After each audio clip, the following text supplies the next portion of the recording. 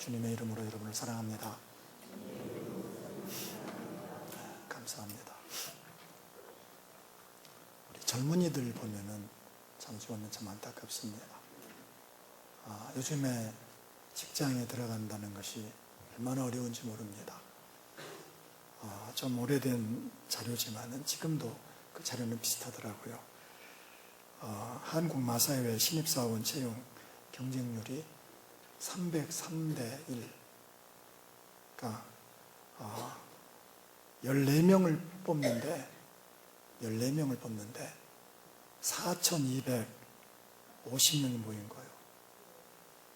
요즘은 이런 사원을 뽑을 때 시험을 보는데 학교를 빌려서 합니다. 학교. 4,000명 모인다고 생각해 보십시오. 14명을 모집하는데 비슷한 시기에 해양수산부 인천항만공사 공개채용에서는 295대 1 대단한 경쟁률을 가졌는데 그것만이 아니죠. 요즘은 정말 젊은이들 이렇게 자기들이 원하는 직장 들어가는 것이 쉽지 않습니다.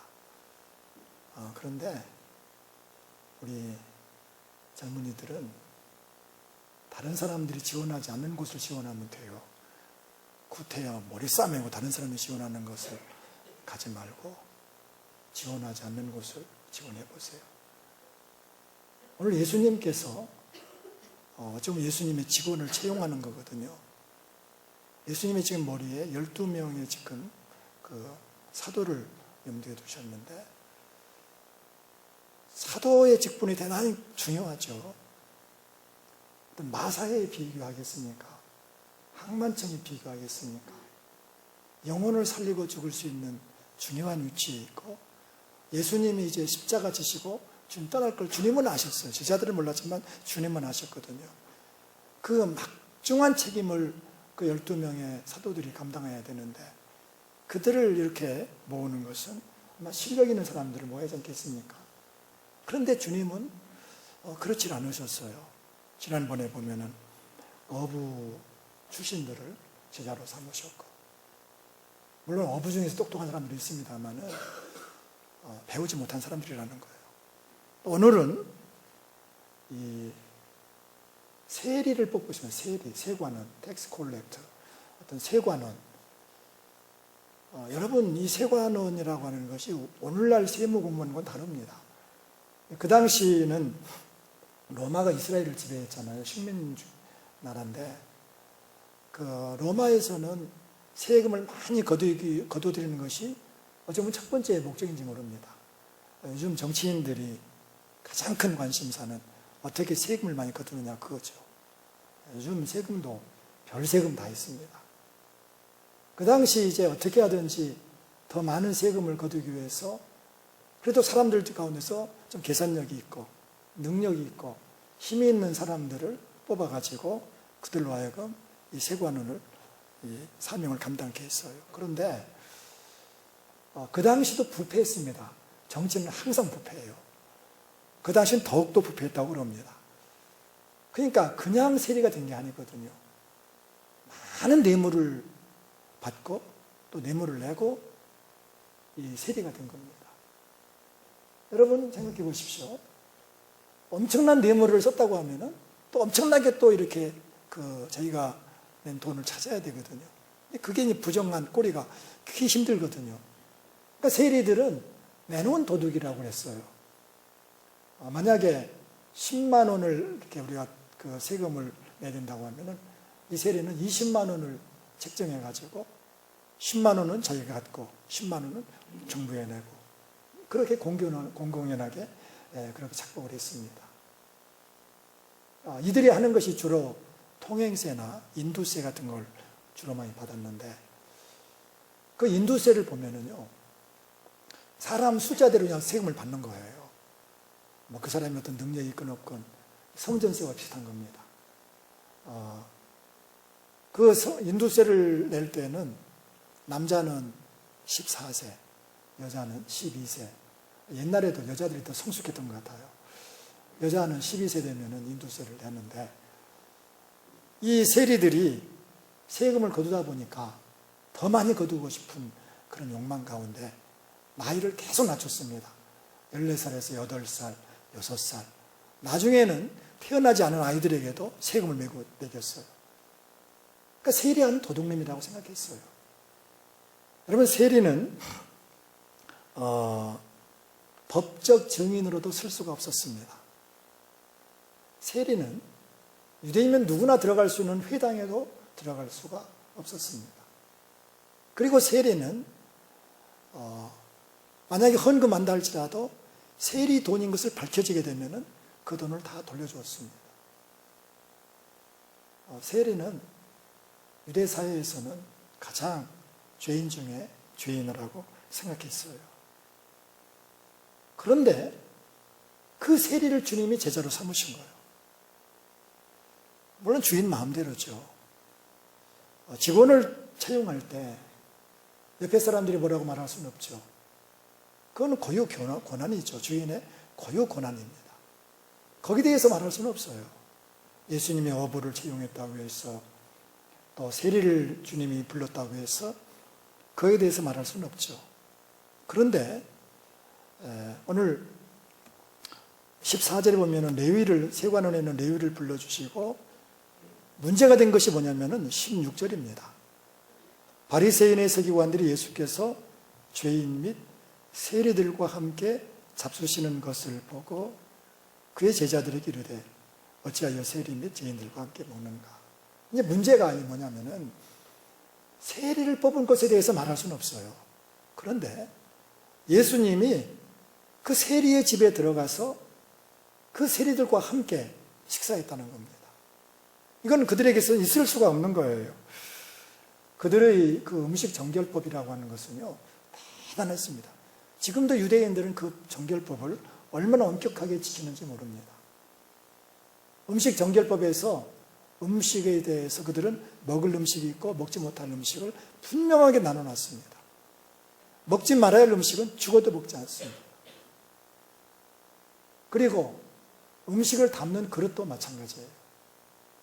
유대인이 경영하는 호텔이나 이런 음식점에 가보면은 유대인들이 먹는 그릇이 따로 있고 이방인들이 먹는 그릇이 따로 있습니다. 그런데 누가 실수해가지고 유대인이 먹는 음식의 그 그릇에 김이라든지 고등어라든지 김치라든지 그건 유대인들이 먹는 게 아니거든요. 그건 이방인의 음식이에요. 그것이 만약에 유대인의 그릇에 들어갔다고 하면은 음식만 버리는 것이 아니라 그릇까지 깨트려 버립니다. 그거는 있을 수가 없다는 거예요. 심지어는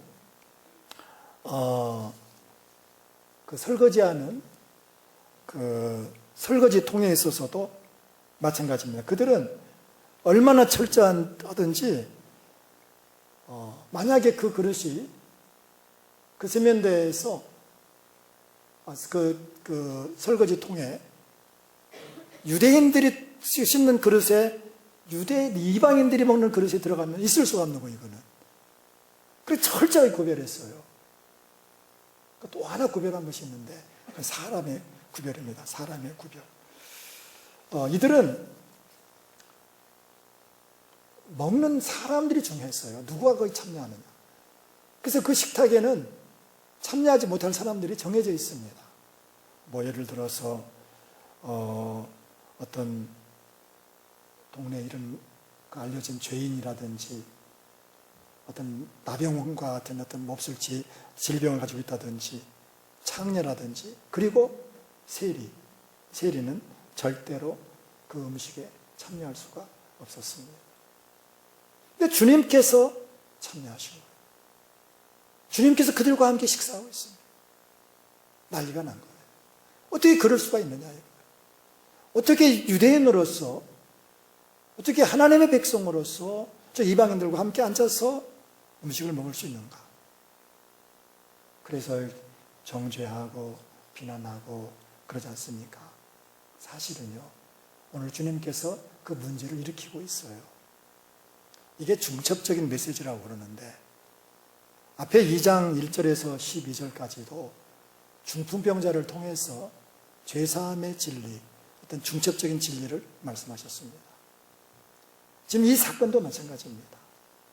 우리 주님께서 죄인들, 세리들과 함께 식사함으로 문제를 일으키게 하시고 그 문제 가운데서 복음의 핵심을 말씀하고 있다는 거예요. 그래서 17절에 우리 주님이 하시고 싶은 말씀이 있습니다. 예수께서 들으시고 그들에게 이르시되 건강한 자에게는 의사가 쓸데없고 병든 자에게라야 쓸데있느니라. 나는 의인을 부르러 온 것이 아니요 죄인을 부르러 온다. 바로 주님께서 오신 것은 죄인을 불러서 회개해서 하나님 나라의 자녀로 삼는 것이 우리 주님 오신 목적이라는 거예요. 여러분 그렇지 않습니까? 건강한 사람이 병원에 갈 일이 없지 않습니까? 병든 사람이 의사가 필요한 겁니다. 마찬가지로 주님을 누가 만나느냐? 주님을 믿을 수 있는 사람은, 죄가 없다고 하는 사람은 믿을 수가 없다는 거예요. 내가 죄인이라고 하는 사람들, 나의 죄를 아는 사람들만이 우리 주님을 믿을 수 있다는 거예요. 누가 죄인이고 누가 의인입니까? 성경은 다 죄인이에요. 문제는 깨닫는 겁니다. 문제는 겸손하게 내가 죄인이라고 고백하는 것입니다. 여러분 여기 세리만 죄인이겠습니까? 창녀들만 죄인이겠습니까? 죄가 없다고 하는 바리새인들도 하나님 앞에서는 죄입니다. 그러나 그들은 자기가 죄가 없다는 거예요. 예수님을 거절했어요. 그러나 죄가 많다고 하는 죄인으로 내놓은 세리들, 창녀들은 죄를 고백하고 주님께 돌아왔습니다. 오늘 주께서 무엇을 말씀해 주고 있습니까? 우리 주님께서 오늘 말씀하시는 것은 천국을 초대하는데 거기에 응답할 사람들이 있고 주님의 응답에 거절하는 사람들이 있다는 거예요. 오늘 제목은 천국에 초대 응답하는 사람들이 누구인가? 누가 그 천국에 들어갈 수 있고 누가 주님을 만날 수 있는가? 아주 중요한 문제입니다. 예수님께서 왜 병자들을 그렇게 많이 치료하셨습니까? 병자 치유 목적이 있는 게 아니에요. 중풍병자를 통해서 말씀했지 않습니까? 병 치료보다 더 우선하는 것이 있다는 거예요. 그건 제사함의 문제였어요. 구원의 문제였어요.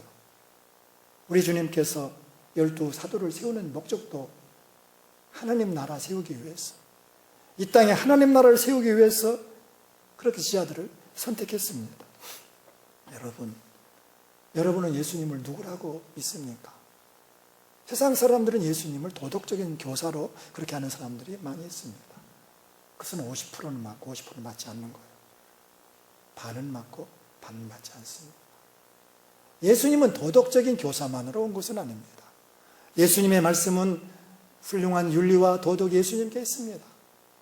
그러나 그것만 가지고 주님이 오신 게 아니에요. 주님이 오신 것은 우리들에게 천국을 주시기 위해서, 우리가 상실했던 하나님의 나라, 더 킹덤 오브 갓, 하나님의 그 나라를 주시기 위해서 이 땅에 우리를 불러주신 것입니다. 예수를 믿으면 하나님 나라에 들어가는 겁니다.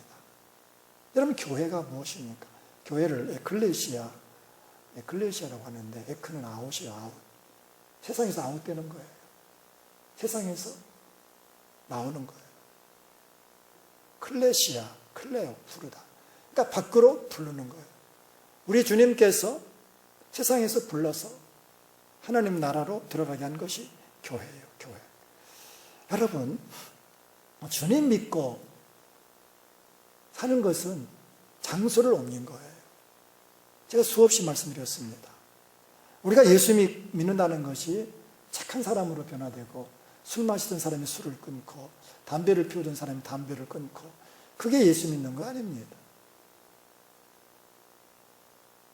물론 예수 믿고 담배 피우면 안 되고 술 마시면 안 되지만은, 그러나 어떤 사람들은 술 마시고 담배 피워도 훌륭한 믿음 있는 사람들 많이 있어요. 내가 술 안 먹고 담배 안 핀다고 믿음이 좋다고요? 착각입니다. 정말 중요한 것은 내 안에 주님이 계시는가? 내가 정말 하나님 나라에 소속되어 있는가? 나는 정말 바뀌어졌는가? 나는 정말 바꿔졌는가? 한번 돌아보자 이것입니다.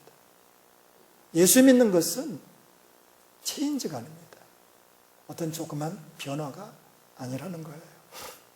그래서 에베소서 2장 특별히 6절에 보면은요, 또 함께 일으키사 그리스도 예수 안에서 함께 하늘에 앉히셨다. 예수를 믿으면 하늘에 앉히셨다는 거예요. 내가 지금 예수님을 믿어서 이미 세상에 살지만은 하늘에 앉히셨다. 하나님 나라로 우리 소속을 옮기셨다는 거예요. 우리가 앉은 자리가 하늘이라는 거예요. 우리가 소속된 곳이 하나님 나라라는 거예요. 우리는 이미 그곳에서 구원받았다는 거예요. 그러므로 우리 그리스도인들은 우리 주님을 믿음으로 말미암아 born again, 다시 태어나는 거예요. 변화가 아니에요. 이 변화라는 것이, 이 변화라는 우리 말이 그냥 살짝 변하는 것도 변화라고 할 수 있거든요. 그러니까 주님께서 말하는 변화는 이런 변화가 아니라는 거예요. 마태복음 17장 2절에 예수님께서 베드로, 야고보, 요한과 함께 산에 올라가셨어요. 산에 올라가셨는데 2절에 보면 그들 앞에서 변형되셨다. 주님이 변형되셨다고 말씀하셨는데 그 변형이라는 단어가 뭐냐면은 메타몰포라는 단어입니다. 메타몰포. 우리말로 번역할 때 그냥 변형이라고 번역할 수 있지만은, 그러나 이 변형된다는 것은 뭐냐면은 질적인 변화를 가리킵니다. 질적인 변화. 어떤 겉모습만의 변화가 아니라는 거예요. 질적으로 변화되는 걸 말씀해 주고 있어요. 로마서 12장 2절에 보면은 너희는 이 세대를 본받지 말고 오직 마음을 새롭게 함으로 변화를 받아 하나님의 선하시고 기뻐하시고 온전한 뜻이 무엇인지 분별하도록 하라고 하셨는데, 여기 변화를 받아, 이 변화를 받아가 놀랍게도 메타몰포를 쓰고 있습니다. 우리가 변화되는데 그저 술 끊고 담배 끊고 착하게 살고 그런 변화가 아니라는 거예요. 새롭게 거듭나는 거예요. 하나님 나라의 사람으로 거듭나는 거예요. 질적으로 바뀌어지는 거예요. 우리는 그리스도인들은 이제 죄를 지을 수가 없다고 하지 않습니까? 지을 수가 없어요. 내 안에 주님이 계시거든요. 내 안에 주님이 계셔서 주님과 함께 사는 사람들로 주님께서 우리를 불러주셨어요. 그래서 주님께서 여기 마태복음 17장 변화산에서 모세와 엘리야와 말씀을 나누는데 어떤 말씀을 나누시느냐면은 누가복음 9장 31절에 영광 중에 나타나사 장차 예수께서 예루살렘에서 별세하실 것을 말할세, 별세를 말씀합니다.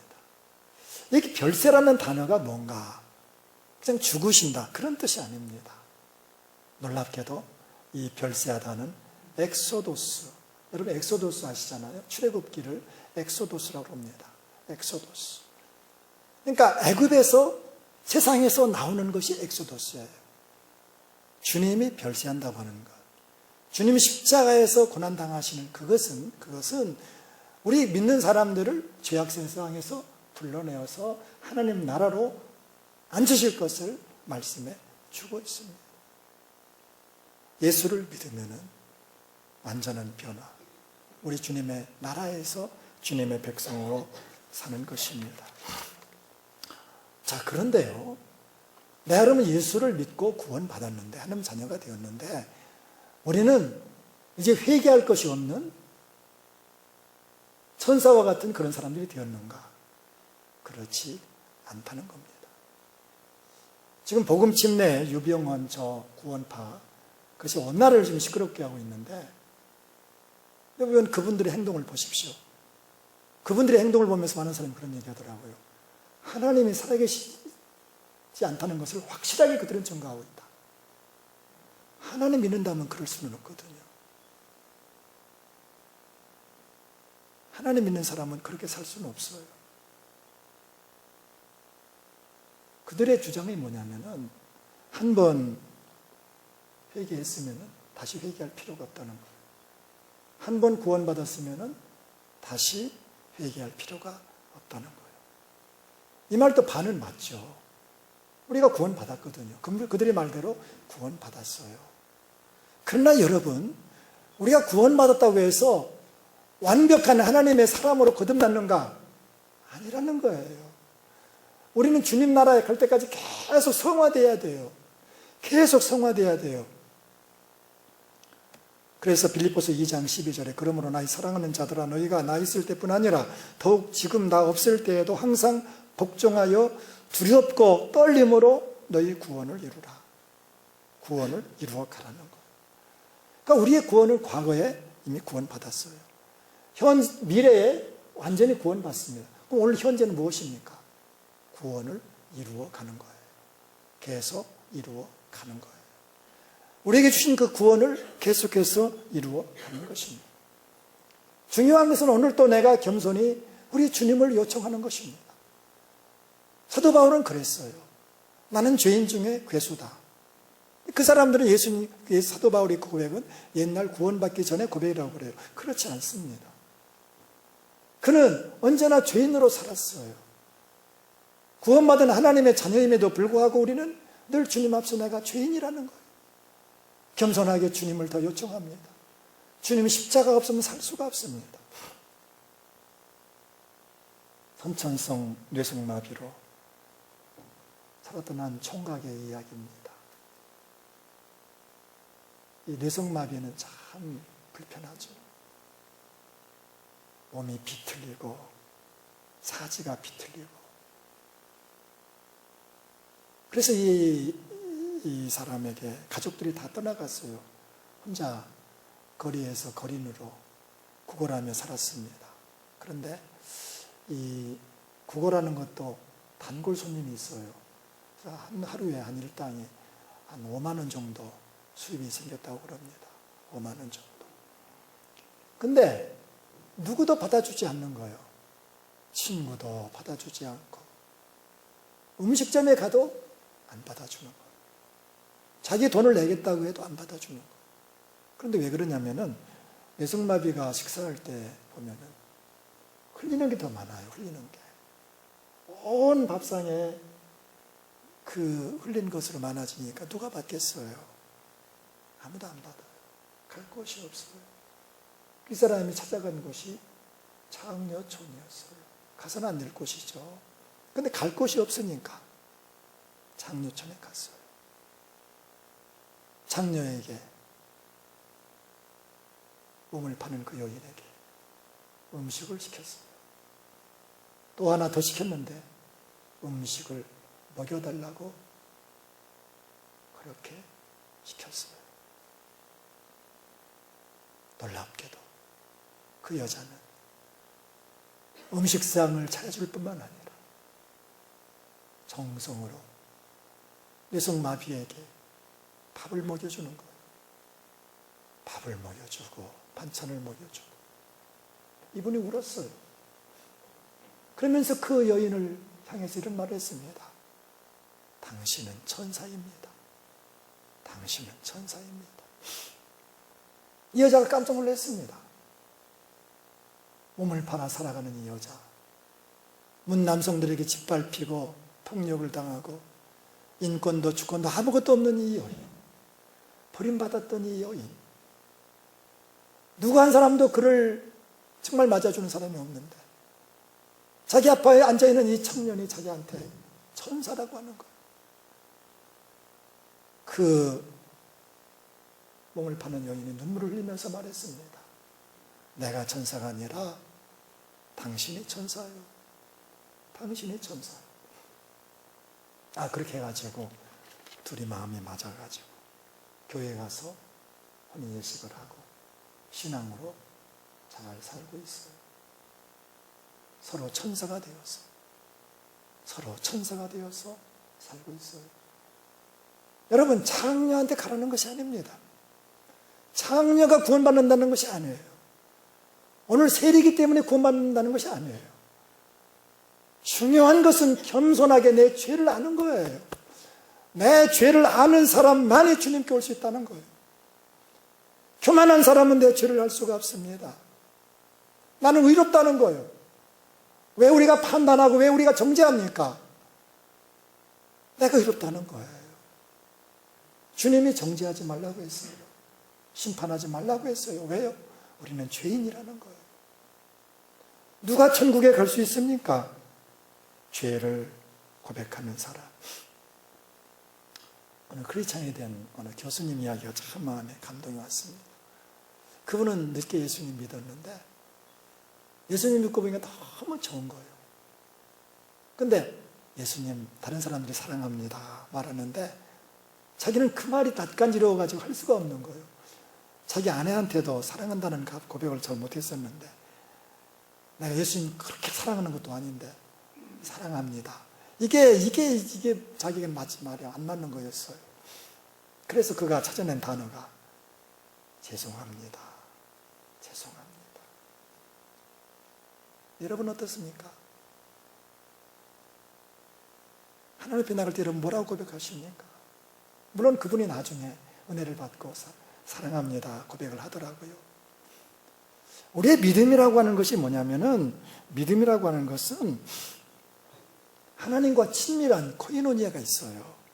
예수님 믿으면은 정말 하나님 내 아빠가 되고 하나님이 나의 정말 내 삶에 계셔요. 근데 여러분 하나님이 친밀하기만 합니까? 여러분 하나님 믿는다고 방방 뛰는 사람들 한번 돌아봐야 돼요. 왜냐하면 하나님 앞에서의 관계는 코이노니아도 있지만은 꼬람돼요. 하나님 앞에서 경외가 있어요. 경외. 두렵고 떨림이 있어야 되는 거예요.